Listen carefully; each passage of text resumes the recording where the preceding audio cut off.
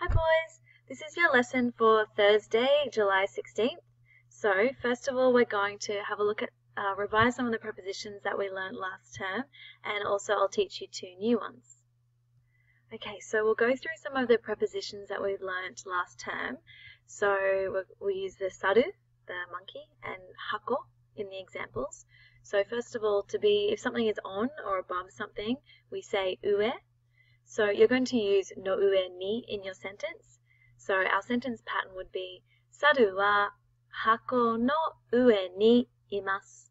Of course, we're using a must because the monkey is alive. If something is underneath or under, down, below something, we will use shita.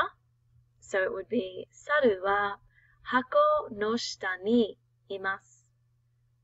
If something is in the middle of something or in something, we'd say naka. So, saru wa hako no naka ni imasu.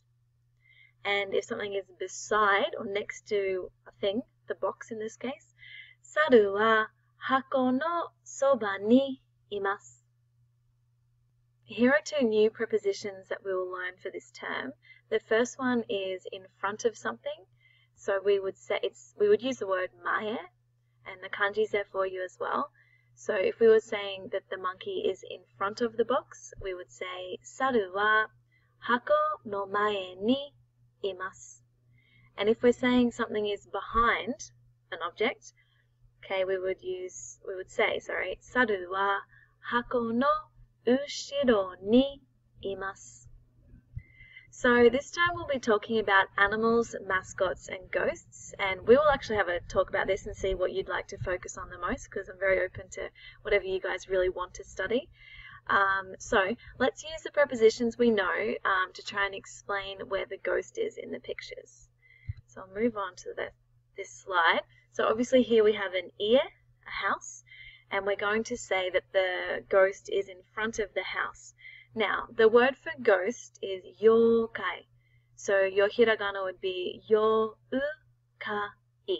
Yokai. So this sentence we'll do together, and then I'll let you guys do the next few slides on your own, and you can pause in between each one. So this example sentence would be yokai wa ie no mae ni imasu. So as you can see in this picture, the ghost is in the box. So please pause where we are now and make sure you've got your notebook and pencil out, and please write a sentence in Japanese about that picture. Here we have the ghost on top of the convenience store. So please write a sentence about that in your neatest writing. So here we are on Fraser Island, and the ghost is under the car there. So I would like you to write a sentence about that. As you probably realized, I'm trying to use words that you already have learnt. So here we have baby, akachan, which we learnt in first term. So please write a sentence about where the ghost is now. Alright, and here's a gorgeous tree. So you can see the ghost kind of hiding behind it. So please write a sentence very neatly in your notebooks in Japanese. Hopefully these are the sentences that you have written in your notebook. So please check them, and if you have made a mistake, please just rewrite the sentence entirely. Please write it out, and that way you'll get better and better and really remember this sentence pattern. We're going to move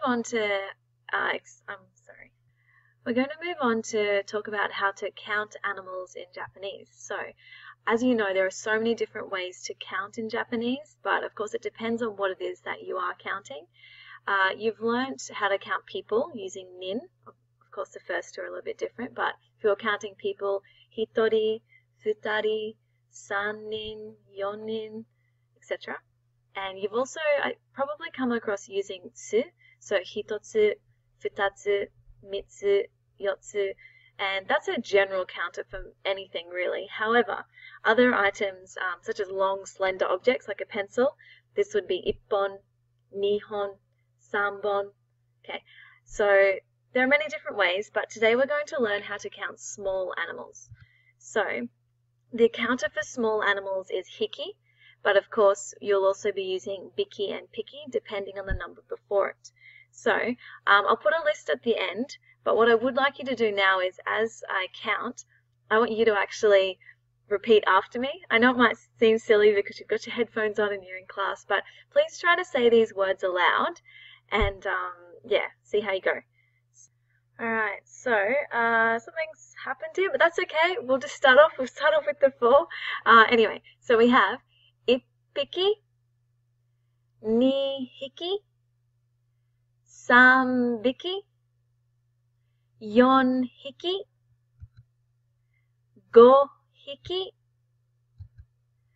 roppiki, nanahiki, happiki, 9匹, 10匹. So you would have noticed I've got some kind of pauses in there as well, and that's because there are small tsu, but you'll see that in the next few slides because I've put all of the counters up for you. So, alright, so let's go through these. You just have to listen this time. You can write them down, pause as you go and write them down. That would be really great. So we have ippiki, nihiki, sambiki, 4匹, 5匹, 6匹, 7匹. Be careful, you can't say shichihiki, so be careful not to say that. 8匹, 9匹, and 10匹. Alright, so what I would like you guys to do now is, this is the example here. I've got 4 pictures, 4 cats, okay, and so the sentence pattern would be, Neko ga 4匹います. Obviously, they're alive, we're using imas. 4匹because there are 4 of them. And neko because it's a cat. So, all of your sentences will be like this, except you'll obviously be changing the number of animals and what the animal name is. So, on the next 4 slides, I think, I've got some pictures of the animals. So, I want you to pause after each one and write a sentence down, please. So we'll move on to, okay, dogs. There are 6 there. So obviously the word for dog is inu. So in your notebooks right now, please write down there are 6 dogs and pause after this as well.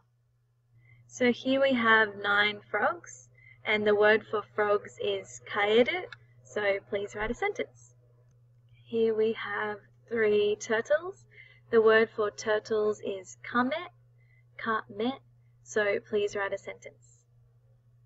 And lastly, we have koalas. There are 5 there, obviously. Of course, koala is just in katakana. So please write a sentence about this. Alright, so that's pretty much what I wanted to get through today. For some extra practice of both counting small animals and using prepositions, you can think of some of your own sentences and write them down in your notebooks. Oh, and I think I forgot to mention, when counting small animals, you can't include rabbits with hiki. Well, you kind of can. I guess these days that Japanese people will sometimes use hiki, but traditionally they actually use the same counter as birds because of the rabbit's ears. It's kind of like wings of a bird, so that's why they used to, and they still do often use the bird counter for a rabbit.